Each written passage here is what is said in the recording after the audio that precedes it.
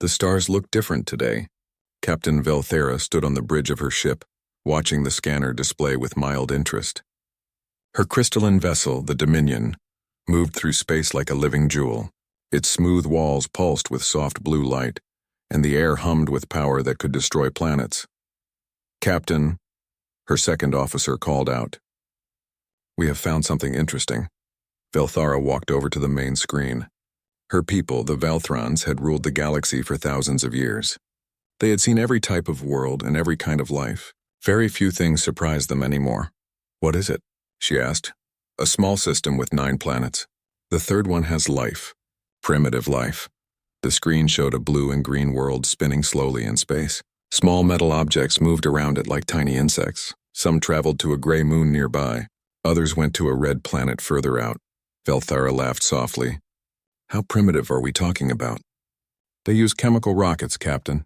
Metal ships powered by fire and gas. Their weapons shoot small pieces of metal very fast. They have split their planet into many small nations that fight each other." "Fascinating," Velthara said, though she did not sound fascinated at all. Another species of clever animals playing with simple tools. On the distant blue world, Dr. Jihoon Park stared at his computer screen in shock. The radio telescope had been picking up strange signals for 3 days. At first he thought it was just background noise from space, but the patterns were too regular, too purposeful. "Commander Choi," he called out, "you need to see this." Commander Minji Choi hurried over to his desk. She was the head of Earth's Space Defense Force, a job that had been mostly ceremonial until now.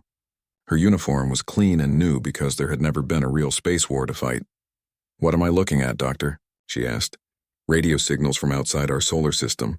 They're not natural. Someone is out there and they're trying to communicate." Minji felt her heart beat faster. Humanity had always wondered if they were alone in the universe. Now they had their answer. "Are you certain?" she asked, completely certain. "The signals are complex and organized. They're definitely from an intelligent source." Minji picked up her phone and called the Global Defense Council. Within hours, every major government on Earth knew the truth. Humanity was not alone. Back on the Dominion, Velthera received a report from her scanning team. "Captain, the primitives are trying to contact us.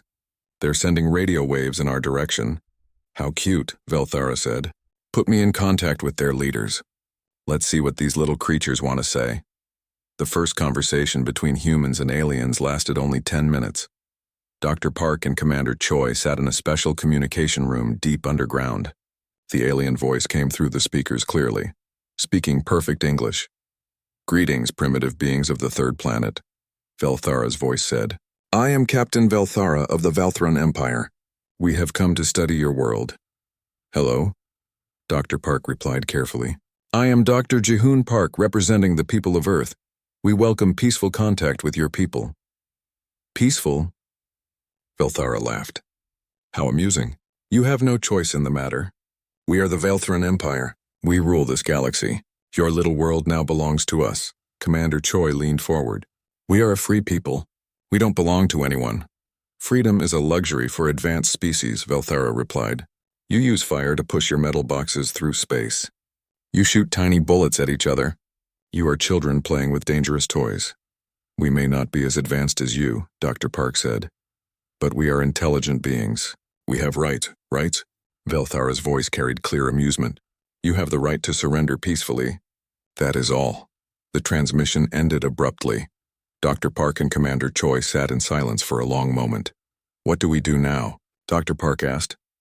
"We prepare for war," Commander Choi replied. News of the alien contact spread across Earth like wildfire. Some people panicked. Others demanded that governments surrender immediately. But most humans did what they had always done when faced with a threat. They prepared to fight. Captain Taiho, Kim received his orders while his ship was orbiting Mars. The Indomitable was Earth's most advanced warship, armed with railguns and nuclear missiles. It was humanity's pride and joy, even though it was primitive compared to alien technology. "Captain," his communications officer said, "we're receiving a priority message from Earth Command." Taiho opened the message and read it quickly. His face grew serious. "All hands to battle stations," he announced over the ship's communication system. "This is not a drill. We are now at war with an alien empire." His crew moved quickly to their positions. They were trained soldiers, but they had never fought aliens before. Nobody knew what to expect. Meanwhile, Admiral Zeftar of the Velthron High Command was reviewing the reports from Captain Velthara. The primitives had refused to surrender. This was unusual, but not unheard of. How long should we give them to reconsider? His aide asked. The standard 30 cycles, Admiral Zeftar replied. After that, we begin pacification procedures. Should we send additional ships? One destroyer should be enough. These primitives have barely left their home planet. They pose no real threat. On Earth, every nation worked together for the first time in human history. Factories that once made cars now made weapons. Scientists who once studied peaceful things now worked on military technology. Children said goodbye to parents who were leaving for space. Commander Choi stood in the main command center, watching displays that showed human ships moving to defensive positions. She knew they were probably going to lose. The aliens had made it clear that humanity was far behind in technology. But humans had never surrendered easily to anyone. How many ships do we have? She asked. 237 combat vessels, her aide replied. Most are converted civilian ships with basic weapons. And the enemy? Unknown. They've only shown us one ship so far. Commander Choi nodded. She had read the history books. Throughout human history, smaller forces had sometimes defeated larger ones through courage, intelligence, and luck. Maybe that would be enough. Dr. Park worked day and night in his laboratory, trying to understand the alien signals they had intercepted. Every piece of information might help humanity survive the coming war. Doctor, his assistant said, we're picking up more alien transmissions. What are they saying? They're talking to each other. It sounds like they're laughing at us. Dr. Park clenched his fists. The aliens thought humans were just clever animals. They were about to learn how dangerous it could be to underestimate humanity. 30 days passed like a heartbeat. General Hyun Lee stood in the war room deep beneath Geneva, surrounded by screens showing the positions of every human ship in the solar system. The combined Earth defense fleet was humanity's last hope. 237 vessels of every size and type. General, Admiral Soman Kang said, our scouts report alien ships approaching Jupiter. How many? General Lee asked. Just one, sir. The same crystalline ship we saw before. General Lee frowned. Either the aliens were extremely confident or this was just the beginning. He suspected both were true. Captain Yuna Song piloted her fighter squadron through the asteroid belt near Jupiter. Her ship, the Falcon, was fast and agile, but she knew it was built for fighting other humans, not aliens with technology beyond imagination. Falcon leader to all fighters, she said into her radio. Enemy contact in sight. Stay close and watch each other's backs. The alien ship appeared on their screens like a floating palace made of crystal and light. It was beautiful and terrifying at the same time. Energy flowed across its surface in patterns that hurt to look at. All fighters attack Pattern Alpha, Captain Song ordered. Target their engines and weapon systems. 20 human fighters dove toward the alien destroyer. Their railguns fired streams of metal bullets and their missiles left bright trails in the darkness of space. Captain Song watched her weapons hit the alien ship's shields and simply disappear, like raindrops hitting a window. The alien ship responded with casual ease. Beams of pure energy reached out and touched 3 human fighters. The ships didn't explode. They simply stopped existing, leaving only empty space where brave pilots had been moments before. Break off! Break off! Captain Song shouted, but it was too late. More energy beams flashed out. In less than 30 seconds, half her squadron was gone. The surviving fighters scattered, firing everything they had at the alien ship. Nothing worked. Their most powerful weapons couldn't even scratch the enemy's shields. This is Falcon leader to all units, Captain Song said, her voice steady despite her fear. Enemy shields are impenetrable. Conventional weapons have no effect. We need bigger guns. On Earth, engineer Minho Jiang worked desperately in his laboratory. Scattered across his desk were small pieces of metal and crystal that had broken off from the alien ship during the brief battle. He studied them with every instrument he could find. Dr. Lim, he called to his colleague, these materials don't make sense. Dr. Hana Lim looked up from her computer screen. She had been trying to understand the physics behind the alien ship's shields for hours. What do you mean? She asked. The metal isn't just strong. It seems to exist in multiple dimensions at once. And this crystal structure, it's like it's bending space around itself. Dr. Lim walked over to examine the samples. That would explain how their shields work. They're not blocking our weapons. They're redirecting them into folded space, and can we copy it? Not with our current technology. We would need to understand physics that we haven't even discovered yet. Meanwhile, Captain Taeho Kim led the main human battle fleet toward Jupiter. The Indomitable was surrounded by every major warship Earth could build, destroyers, cruisers, and converted civilian vessels armed with whatever weapons they could carry. "Captain," his weapons officer said, "we're in range of the enemy ship. All ships."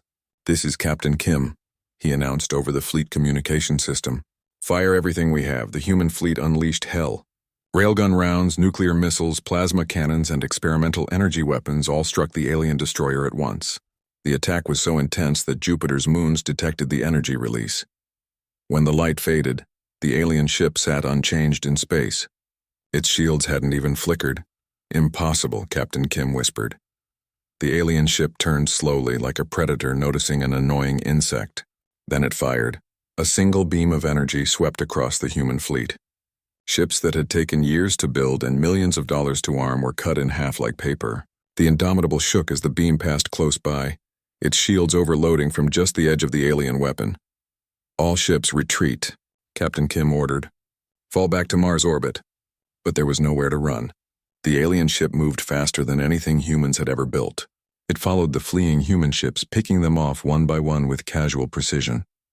Captain Velthara watched the battle from her bridge with scientific interest. "How many of their ships have we destroyed?" she asked. 47, Captain," her weapons officer replied. "And damage to our ship?" "None, Captain. Their weapons cannot penetrate our basic shields." "As expected," Velthara said. "Open a channel to their remaining ships." Captain Kim's communication screen flickered to life, showing the alien captain's face. Velthara looked almost human, but her eyes held an intelligence that seemed ancient and cold. "Primitive Captain," she said, "you have shown courage.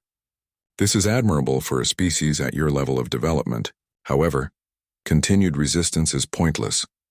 "We will never surrender our world," Captain Kim replied. "Your world was never yours to begin with," Velthara said. "You are like children who found some interesting toys. Now the adults have arrived to take charge. We are not children. You use fire to push metal through space. We manipulate the fundamental forces of reality itself. If you are not children, then what are we?" Captain Kim had no answer for that. The alien ship moved toward Mars, where human colonies housed 3 million people. Captain Velthara opened communications to every human settlement in the solar system. "People of the third planet."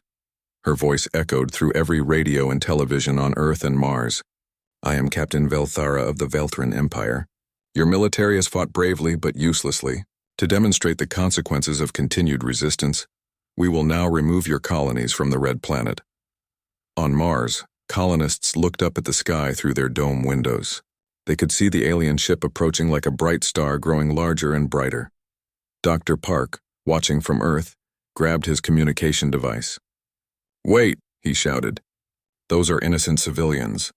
"There are no innocents in war," Velthara replied. "Only the wise and the foolish.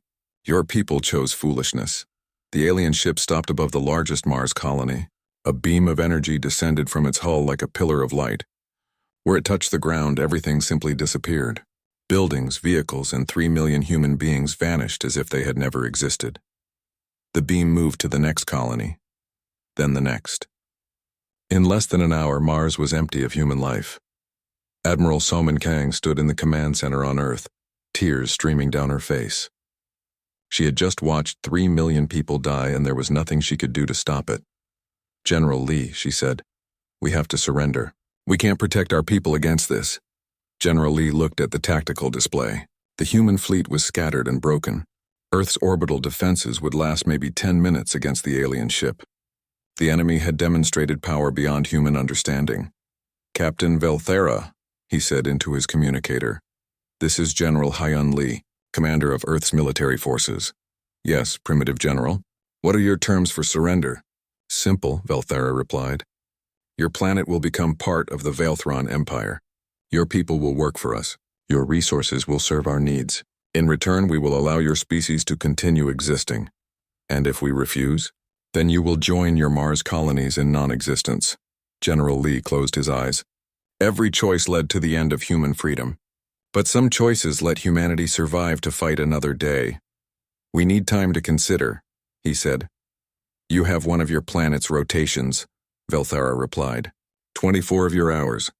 After that, we begin the pacification of your world. The communication ended. General Lee looked around the room at his officers and advisors. They had trained their entire lives for war, but not for this kind of war. How do you fight an enemy that can erase cities with a thought? Sir, Admiral Kang said quietly, what do we do? We buy time, General Lee replied. And we pray that someone, somewhere, has a miracle hidden up their sleeve. But as the alien ship moved closer to Earth, casting its shadow across the moon, it seemed like miracles were in very short supply. Director Jinwoo Bei walked through the secret tunnels beneath the Antarctic ice. Few people knew these passages existed.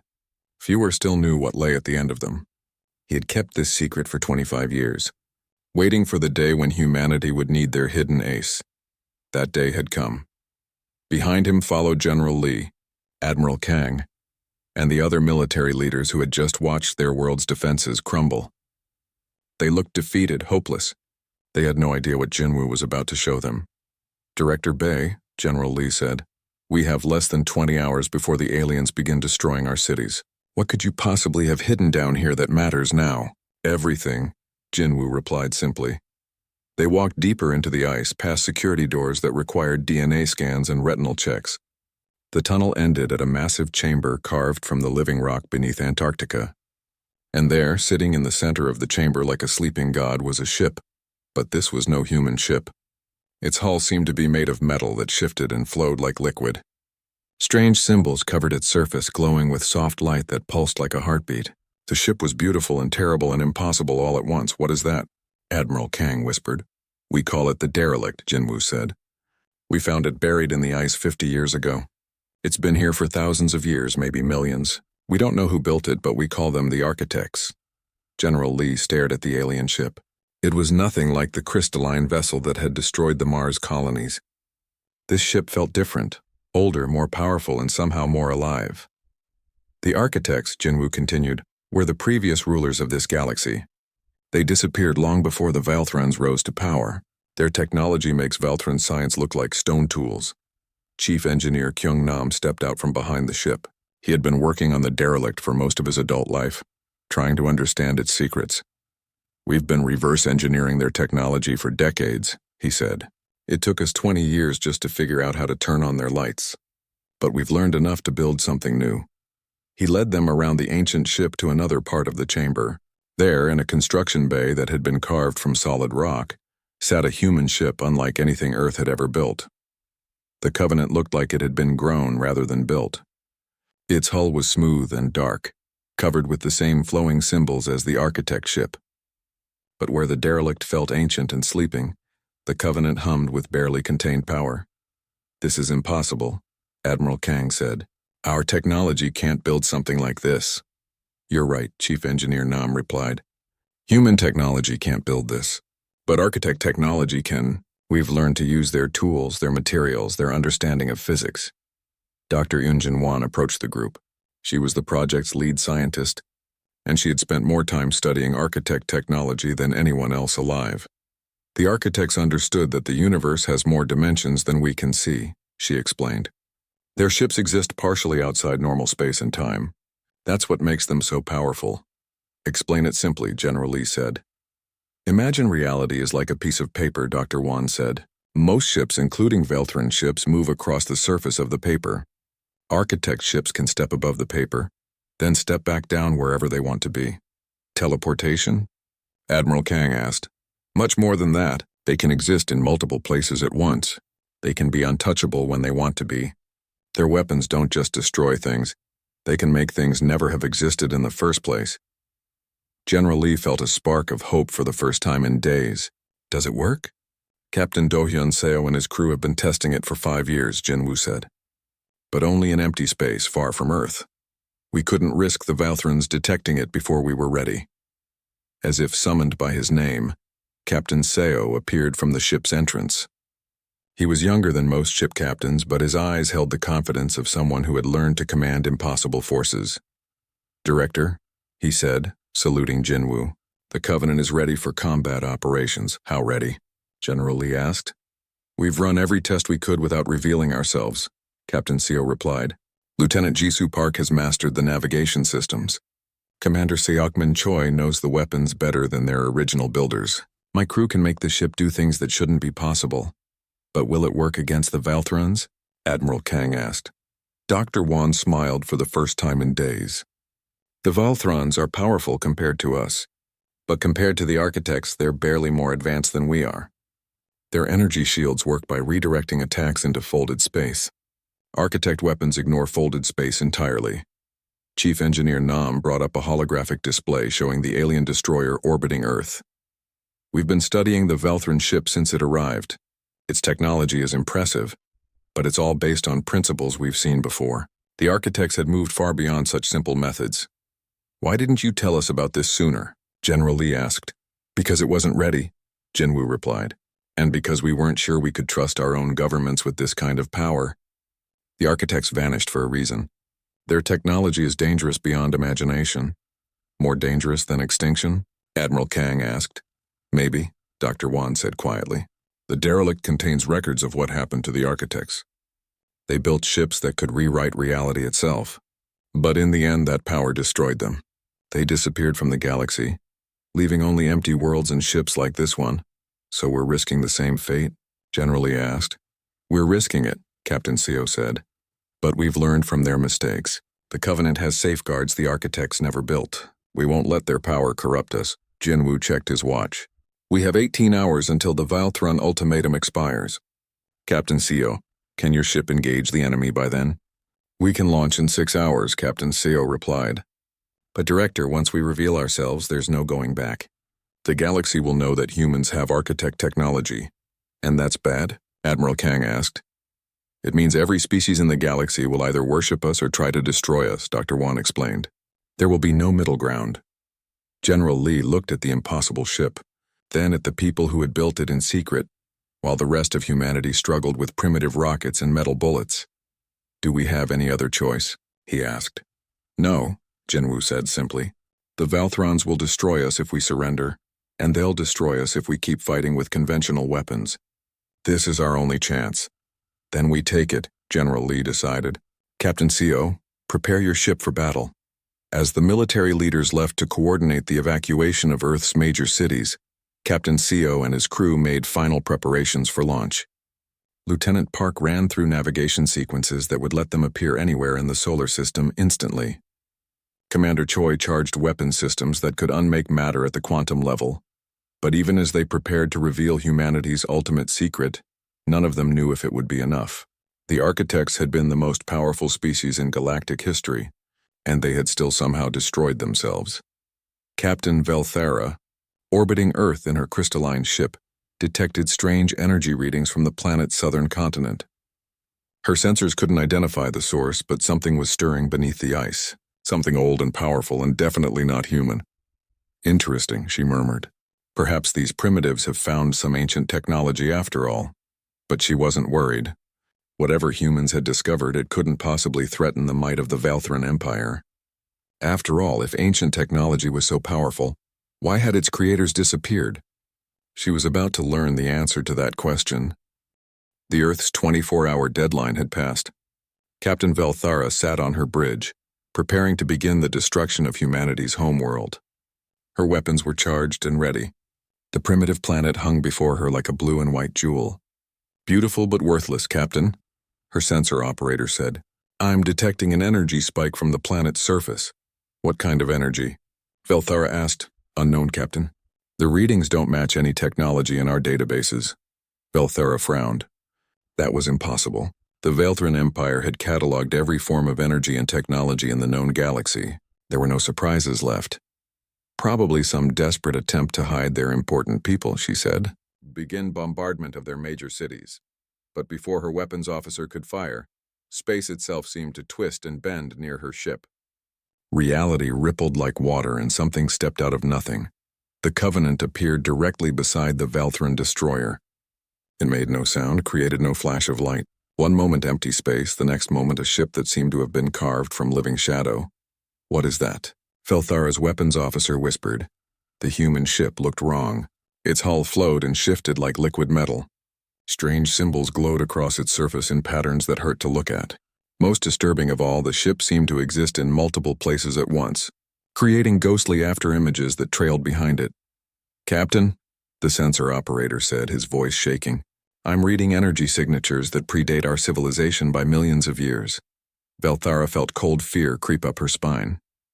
Only one race in galactic history had possessed technology that old. But the architects had vanished long before the Valthrans had even developed spaceflight. "Impossible," she breathed. The Covenant opened a communication channel. Captain Doyun Seo's voice came through clearly, but somehow it reached every part of the Valthran ship at once, even areas that should have been shielded from outside signals.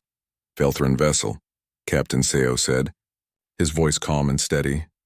"This is Captain Dohyun Seo of the Earth Defense Ship Covenant. You have made a grave error in judgment." "You are primitives," Velthara replied, though her voice lacked its usual confidence.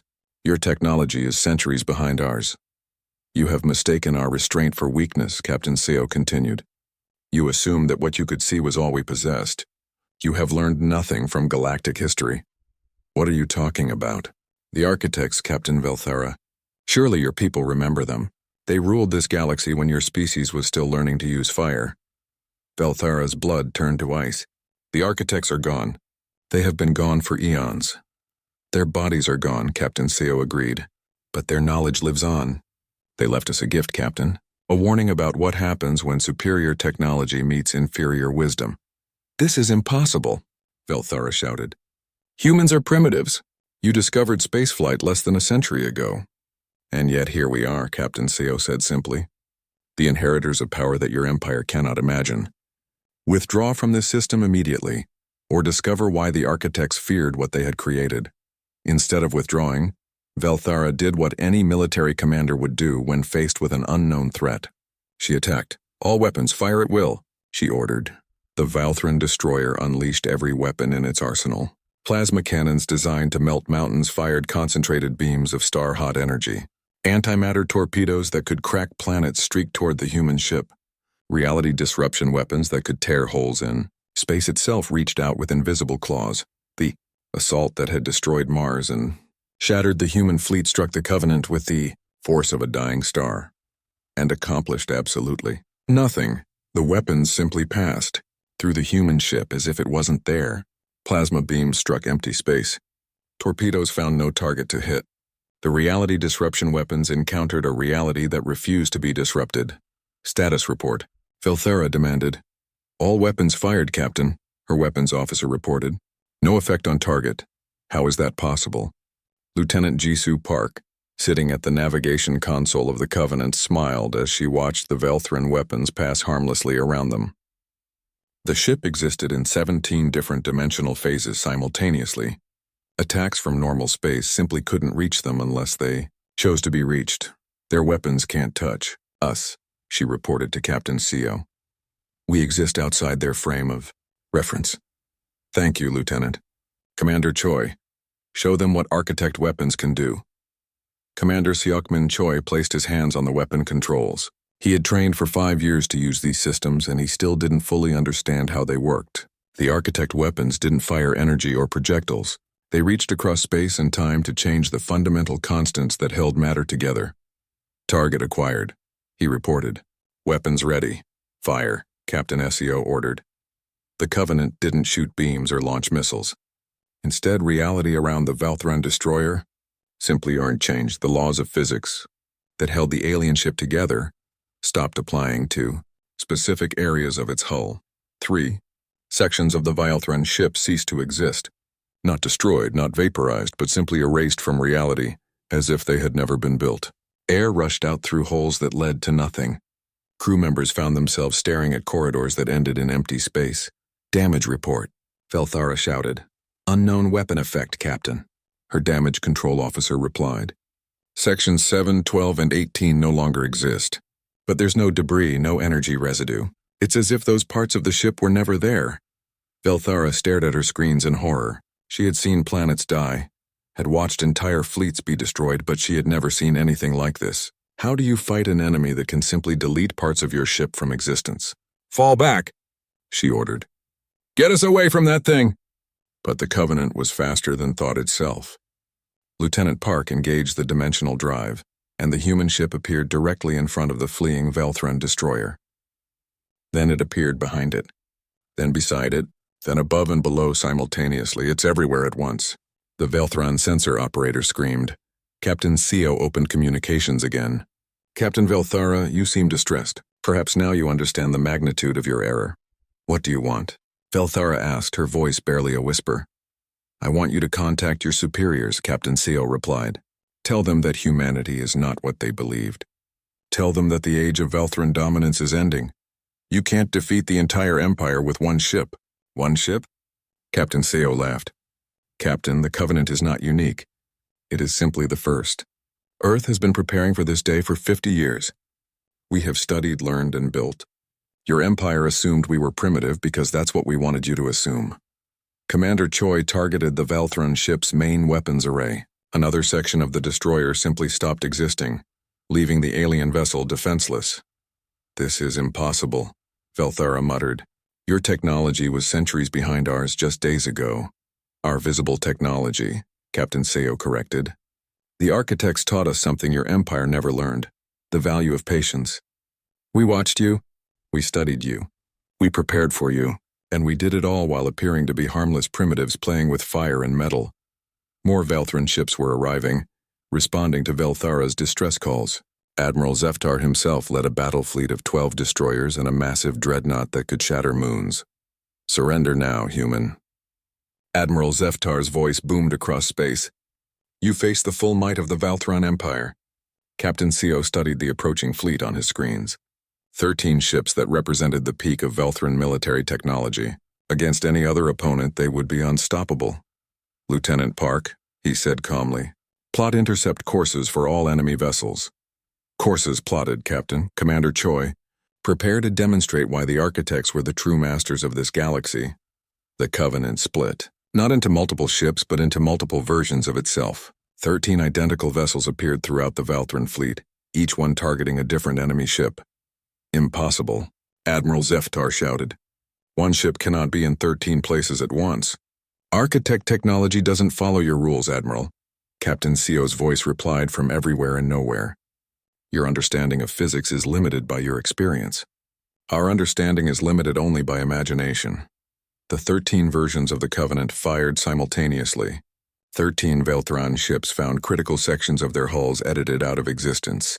The mighty dreadnought that had never known defeat found itself missing its entire forward section. In less than 30 seconds, the pride of the Velthran Empire had been reduced to crippled hulks drifting in space. Admiral Zeftar sat in his damaged command center, staring at screens that showed the impossible. One human ship had defeated his entire fleet without taking a single hit. Admiral, Captain Seo's voice said gently, I suggest you contact your government. Tell them that humanity wishes to discuss new terms for galactic coexistence. What terms? Admiral Zeftar asked weakly. The terms that recognize humanity as the inheritors of architect technology. The terms that acknowledge our right to exist as a free species. The terms that prevent us from having to demonstrate the full extent of our capabilities. The Velthran High Council chamber had never been so quiet. For 3,000 years, this room had echoed with the confident voices of the galaxy's rulers. Today, those same voices whispered in fear and confusion. Admiral Zeftar stood before the council, his uniform torn and his pride shattered. Behind him, holographic displays showed the wreckage of his fleet. 13 of the Empire's finest ships, reduced to floating scrap by a single human vessel. Explain this again, Council Leader Morthek said, his voice barely controlled. One primitive ship destroyed your entire battle group? The humans are not primitive, Admiral Zeftar replied. They have architect technology. Real architect technology, not the broken pieces we sometimes find on dead worlds. The council members looked at each other with growing horror. Every child in the Empire knew the stories of the architects, the ancient race that had ruled the galaxy with power beyond imagination. The race that had vanished mysteriously, leaving only ruins and legends. Impossible, Council Leader Morthek said. The architects disappeared millions of years ago. Their technology is lost. Tell that to my dead crew members, Admiral Zeftar replied bitterly. Tell that to Captain Velthara, who watched sections of her ship simply stop existing. A new voice cut through the chamber. Perhaps I can explain. Captain Do-Yun Seo stepped out of empty air, appearing in the center of the council chamber as if he had always been there. His Covenant uniform was simple and unadorned, but somehow he commanded more respect than any of the jeweled council members. The Vaelthran guards reached for their weapons, but Captain Seo raised a hand. I would not recommend that. Your weapons cannot harm me, and threatening an ambassador during peace talks is considered poor form. How did you get here? Council Leader Morthek demanded. This chamber is protected by the finest shields in the Empire. Architect technology doesn't recognize your shields, Captain Seo replied simply. Distance and barriers are concepts for species that haven't learned to step outside normal space. Dr. Jihoon Park materialized beside Captain Seo, followed by General Hyun Lee. The three humans stood calmly in the heart of the Vaelthran Empire as if they owned it. Gentlemen, General Lee said politely, we've come to discuss the future of this galaxy. You dare threaten us in our own capital? Council Leader Morthek snarled. We're not threatening anyone, Dr. Park replied. We're offering you a choice. You can accept the new reality, or you can continue believing that superior technology equals superior wisdom. Captain Seo gestured, and holographic displays appeared in the air around them. The images showed star maps, fleet positions, and technological specifications that made the Vaelthran Council gasp. For 50 years, Captain Seo explained, humanity has been preparing for this moment. While you saw us as primitive fire builders, we were studying your technology, learning your weaknesses, and developing capabilities you couldn't imagine. The star map zoomed in on various systems throughout the galaxy. We have been watching your Empire, Council Leader Morthek. We know the location of every fleet, every colony, every secret research station. We have counted your ships and studied your tactics. More importantly, Dr. Park added, we have been building our own fleet. The Covenant is not alone. The holographic display changed to show sleek ships emerging from hidden bases throughout human space. Dozens of vessels that shared the Covenant's impossible design, each one capable of destroying entire fleets. You've been building a secret armada, Council Leader Morthek accused. We've been building protection, General Lee corrected. Your Empire has a history of enslaving species that cannot defend themselves. We chose to make sure we could defend ourselves. Admiral Zeftar stared at the display with growing understanding. The mining operations in your asteroid belts. The research stations on your outer planets. They weren't what they appeared to be. Very good, Admiral, Captain Seo said. Humans are excellent at making important things look unimportant. It's a survival skill we developed over millennia of warfare. Council Leader Morthek stood up from his crystalline throne. What do you want from us? Recognition, Dr. Park said simply. Acknowledgement that humanity is not a species to be conquered or enslaved. Acceptance that the galaxy has room for more than one advanced civilization. And if we refuse? Captain Seo's expression remained pleasant, but something cold flickered in his eyes. Then you will discover what happened to the Architect's enemies. They built weapons that could rewrite the laws of physics, Council Leader. They could make entire star systems simply stop being. But they destroyed themselves with their own power, General Lee added quickly. We have studied their history carefully. We will not repeat their mistakes. What mistakes? Admiral Zeftar asked. They became convinced that power gave them the right to control everything, Dr. Park explained. They tried to manage every species, every world, every aspect of galactic civilization. In the end, the responsibility drove them insane. We will not become galactic dictators, Captain Seo promised. But we will not allow ourselves to become victims either. Humanity claims the right to exist freely, to explore the galaxy and to defend other species from conquest. The council members whispered among themselves in their musical language. Finally, Council Leader Morthek turned back to the humans. You wish to become the new architects? He asked. We wish to become the galaxy's guardians, General Lee replied. The architects tried to control everything. We only want to protect those who cannot protect themselves. And what of our empire? We have ruled for 3,000 years. Rule your own worlds, Captain Seo said. Govern your own people. But the age of conquest is ending. Species that wish to join larger governments may do so freely. Those that wish independence will have it.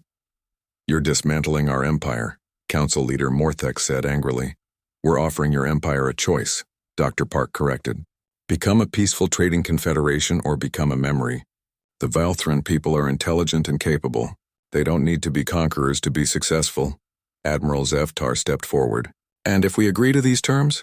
What guarantee do we have that you won't simply replace us as galactic tyrants? General Lee smiled for the first time since entering the chamber.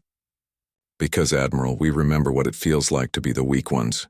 3 days ago, your people were preparing to destroy our world. We will not forget that lesson. Captain CO gestured again, and the holographic displays changed to show peaceful worlds throughout the galaxy. We have been in contact with several species that your empire has conquered. They are eager to regain their independence. We are prepared to help them defend it. You've already started your revolution, Council Leader Morthek realized. We've started a restoration, Dr. Park said.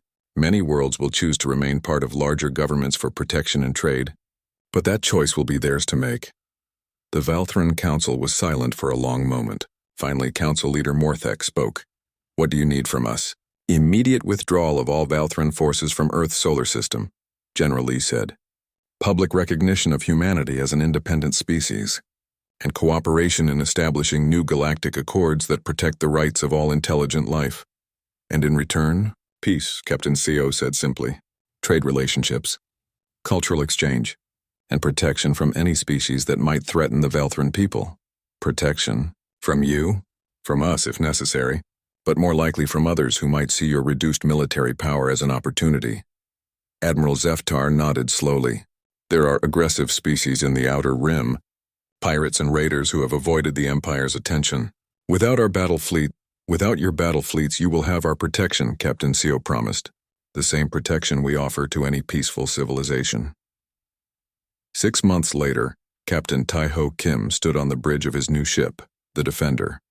It was one of 50 vessels in humanity's new Galactic Protection Fleet, each one built with architect technology and crewed by humans who had learned hard lessons about power and responsibility. Captain, his communications officer said, we're receiving a distress call from the Kepler system. Pirates are attacking a Valthran trade convoy. Set course for Kepler, Captain Kim ordered. Maximum speed. The Defender stepped sideways through dimensions and appeared in the Kepler system instantly. The pirate ships, primitive by galactic standards but dangerous to unprotected civilians, fled at the sight of the impossible human vessel, Valthran Convoy, Captain Kim broadcast. This is the Earth Defense Ship Defender. Are you in need of assistance, human ship? Came the grateful reply. This is Captain Velthara of the merchant vessel Prosperity. Thank you for your aid, Captain Kim smiled. The same Velthara who had once threatened to destroy Earth now commanded a peaceful trading ship. The galaxy was changing. Slowly but surely, Admiral Somin Kang, now Earth's first galactic ambassador, worked from her office on the space station that orbited between Earth and Mars. Through her window, she could see construction crews building the new Galactic Council headquarters. Representatives from dozens of species would soon meet there to establish laws that protected everyone. Commander Minji Choi reviewed reports from human patrol ships throughout the galaxy. Former Valthran colonies were declaring independence. Some chose to remain involuntary,